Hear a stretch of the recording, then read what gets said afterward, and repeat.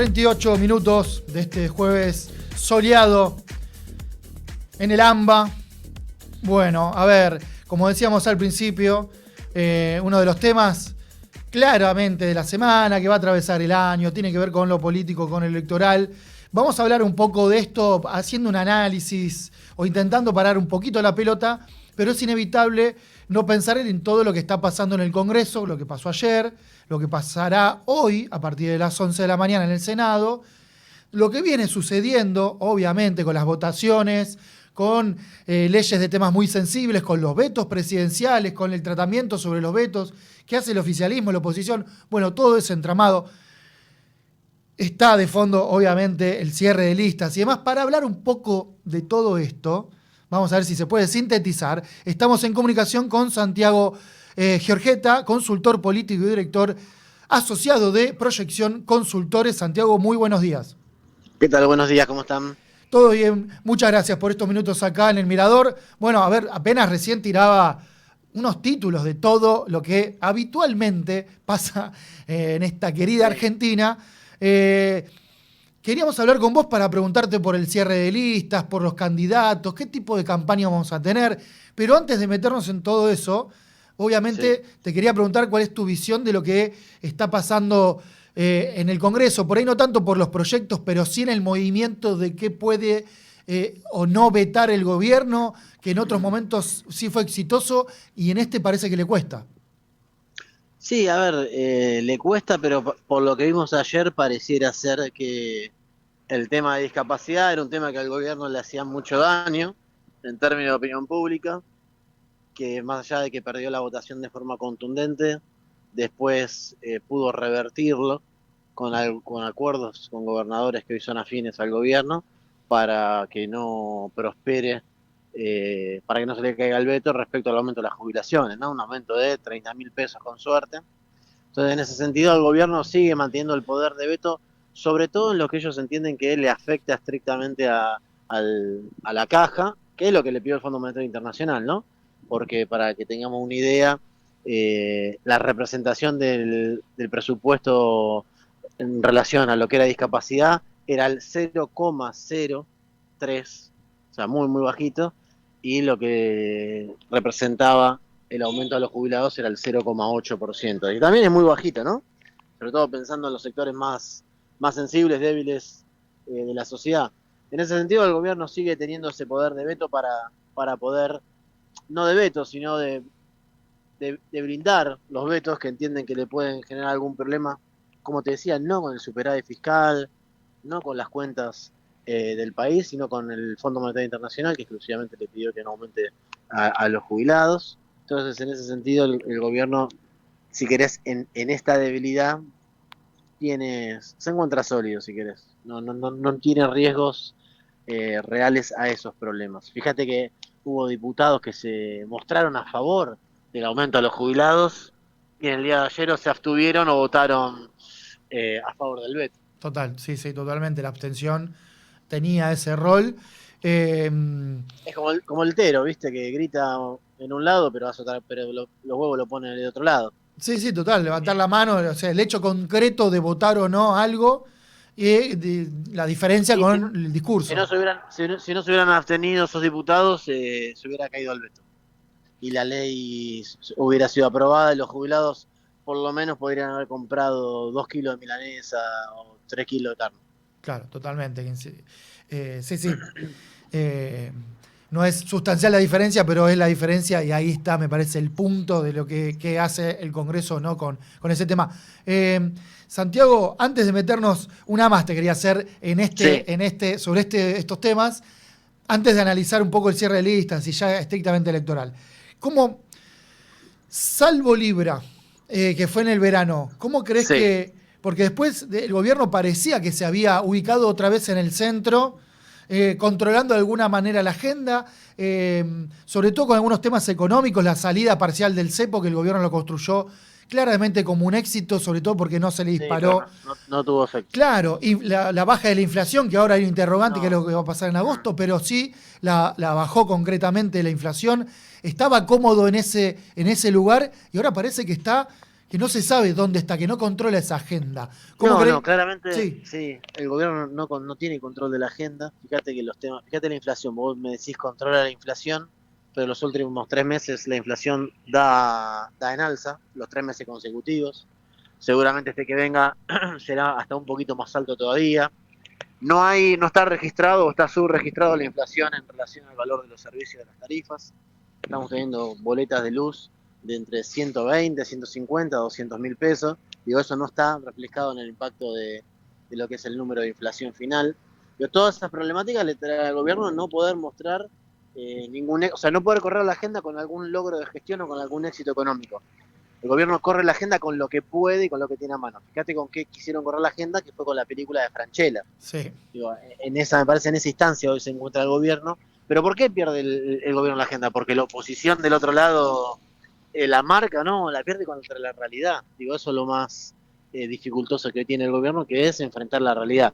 Y dentro de poquito va a enfrentar la realidad que se va a enfrentar a una elección, ¿no? Una elección legislativa con dos características muy singulares, que es la primera, que la elección de la provincia de Buenos Aires está desdoblada por primera vez en la historia, y que ahí el territorio y el trabajo de los intendentes, el trabajo del gobierno de la provincia de Buenos Aires está siendo en un punto efectivo para el peronismo porque lo tiene competitivo. Hace 20 años que el peronismo no gana una elección en la provincia de Buenos Aires y hoy, según otro número, está cabeza a cabeza con el gobierno. Y después el segundo término, que es la elección de octubre, que uno no puede pensar octubre casi hasta, no digo literalmente, porque primero, antes de octubre, viene el mes de diciembre, pero antes de eso está la elección del 7 de septiembre, no, diciembre, perdón. Sí. Entonces, sin un resultado, sin saber el resultado del mes de septiembre, uno no puede empezar a entender octubre. Y bueno, y va a depender mucho de la elección de octubre, de lo que el gobierno obtenga como resultado electoral en septiembre en la provincia de Buenos Aires. Estamos hablando con Santiago Giorgetta, consultor político, director asociado de Proyección Consultores. Santiago, bueno, a ver, ¿qué te pareció el cierre de listas? Obviamente con todo lo que tiene que ver con los candidatos, Esper por un lado, del otro lado Tayana en la provincia de Buenos Aires, en la capital también, ni que hablar en las provincias. Bueno, todo el cierre, ¿qué te pareció por el lado de la Libertad Avanza, barra PRO en algunos lugares, Sí. y por el otro lado el peronismo? No, me parece que la Libertad Avanza va con el candidato que puede, que es José Luis Esper. Pensemos que es un candidato que en provincia de Buenos Aires mide de imagen positiva 30 puntos, casi 50 puntos de imagen negativa, o sea, no es el mejor candidato, pero es un candidato que si querés está sobre el techo de la marca, ¿no? De la Libertad Avanza. Le agregará, y esto lo veníamos viendo ya estrictamente en lo que es la base electoral del PRO, que ya venía pintándose de violeta, más allá de algún acuerdo o del acuerdo que haya tenido finalmente el partido de Mauricio Macri con la Libertad Avanza, y se vio muy claramente en la elección de la Ciudad de Buenos Aires, donde los barrios más identificados con el PRO de la zona norte votaron mayormente a la Libertad Avanza que al candidato o a la candidata en realidad del PRO. En ese sentido vemos que el cierre fue un cierre, si querés, tranquilo, porque el PRO cedió todo lo que tenía que ceder, no pidió casi absolutamente nada. Entonces la Libertad Avanza cerró cómodo, marcó muy fuerte, si querés, el orden que genera la lapicera de Karina, y en ese punto me parece que para la Libertad Avanza fue un cierre aceptable. ¿Y por el lado del peronismo? Bueno, el peronismo con la complejidad que había tenido para el cierre lista en la provincia de Buenos Aires, me parece que fue un cierre ordenado, que fue un cierre por ahí que no se esperaba que iba a ser tan sencillo, por decirlo de una manera, donde me parece que Tayana es un candidato que si bien eh, no sé si genera un fulgor o genera una motivación particular en la militancia o en la base electoral del peronismo, es un candidato del peronismo que no tiene nada para decirle ninguna de todas las vertientes del peronismo, que es un dirigente histórico, que es un dirigente honesto, comprometido, donde las capacidades tanto de gestión como de militancia política son indudables, y me parece que por ahí eso es lo más importante para el peronismo. Es un dirigente que no genera ningún tipo de conflictividad y que en ese sentido, hasta digo, la conjunción de las dos campañas a la vez que vamos a ver en la provincia, como te decía al principio, estrictamente la elección legislativa de la provincia de Buenos Aires, donde vas a estar trabajando o tenés trabajando hoy a intendentes junto a la gobernación en los territorios de manera muy fuerte, también se va a equiparar con una campaña nacional donde dirigentes nacionales le empiecen a marcar al gobierno cuáles son los principales problemas que tienen, en este caso, los bonaerenses, que sin duda es el orden económico. Digo, hoy la economía familiar argentina está totalmente desbalanceada y más allá de que el logro de poder haber, si querés, contenido el proceso inflacionario en los productos, si querés, de primera necesidad, o para decir algo bien, lo que puso, si querés, Tomás Rebord sobre la mesa, donde dice, bueno, la Coca-Cola sale hace 6 meses que sale igual, sí, sale 4.500 pesos una Coca-Cola, no todas las familias pueden comprar una Coca-Cola, y el fin de mes cada vez se hace más largo y el salario cada vez se hace más chico. Los salarios, tanto los registrados como los formales o los informales, vienen perdiendo contra la inflación de manera sostenida en los últimos meses.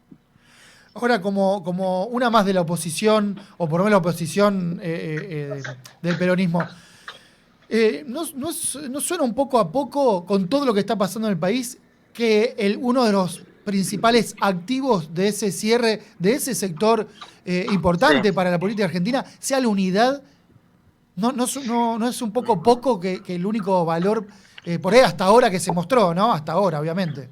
En este contexto no solo no me parece poco, sino que me parece central. A ver, estamos hoy en una dinámica en la cual el peronismo hasta hace 6 meses no sabía si iba a ir en una sola lista, donde la conflictividad entre sus partes es más grande que la conflictividad con el gobierno nacional, o sea, son opositores a ellos mismos en vez de ser opositores al gobierno de Javier Milei, y me parece que ese cierre, en este contexto, es un gran cierre para el peronismo. Digo, yo sé que muchas personas deben estar esperando que el peronismo reaccione de otra forma o que encamine, si querés, su rol opositor de representar mayorías y sobre todo representar mayorías populares, que es lo que históricamente representó el peronismo, porque históricamente favoreció a las mayorías populares. Bueno, hoy me parece que es un gran paso haber logrado la unidad. Después decantará en cómo resulten las elecciones, tanto la de septiembre como la de octubre, el proceso de confirmación de unidad o confirmación de disputa estricta contra el gobierno nacional. Digo, hoy es eso. Yo no esperaba más, o en realidad esperábamos menos de lo que fue este cierre. Perfecto. ¿Qué tipo de campaña crees que vamos a ver en este 2025? Iba a decir particular 2025, pero Sí. vamos a, todo lo que está pasando en el estilo de la política, en el estilo del discurso, sobre todo del gobierno, el tono, No, algunas a ver, respuestas. ¿Qué tipo de campaña crees que va a haber? por parte del gobierno una campaña sucia, digo, una campaña donde se asocia a la muerte con la disputa política. Ayer una vergüenza los tuits de la ministra Bullrich responsabilizando al gobierno provincial o al kirchnerismo sobre una tragedia en un hecho delictivo de un menor, donde si querés los principales aliados judiciales de tanto la Libertad Avanza como el PRO son los encargados de dejar libre a las personas que delinquen. Me parece que eso no va a quedar duda que lo más sucio que vamos a ver va a ser por parte del gobierno nacional, que no tiene ningún tipo de escrúpulo a la hora de no solo de comunicar, sino de expresar qué es lo que piensan. Digo, tenés un dirigente como Espert que ya pasa a ser desagradable en relación a sus intervenciones, cuando le preguntan qué piensa de la oposición y te dice que son todos la misma mierda pero con distintos odios. Si ese Sí. va a ser el tono del debate, bueno, la verdad que no podemos esperar otra cosa y recién empezó la campaña. Digo, como te decía recién, digo, es lamentable que un partido político se ufane de las muertes para poder sacar un voto más.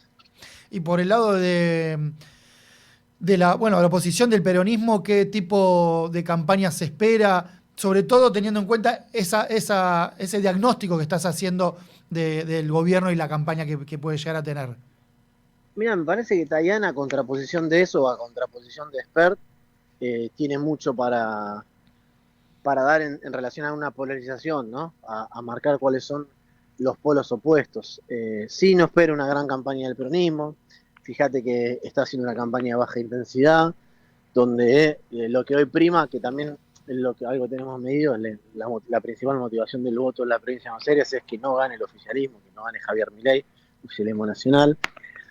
En relación a eso, lo que te decía antes, tenés una campaña territorial donde se pone en valor el trabajo de los municipios, el trabajo de la intendencia, las obras que se hacen o las obras que no se hacen, por consecuencia del ajuste y la motosierra de Milei, y el gobierno provincial. Y después va a tener la otra campaña nacional donde se va a poner en valor el modelo económico, ¿no? Un modelo económico donde, como te decía, la plata le alcanza cada vez a menos y donde están favorecidas unas pequeñas minorías que con este proyecto económico les va muy bien, mientras las grandes mayorías cada vez están peor. Hay algunos que todavía esperan darle tiempo a Javier Milei. Me parece que el peronismo tiene que concentrarse sin dudas en marcar no el pasado como única alternativa discursiva, sino marcar cómo en un pasado se pudo estar mejor, pero bueno, qué propuestas o qué se puede pensar para el futuro si gobernara nuevamente esta fuerza.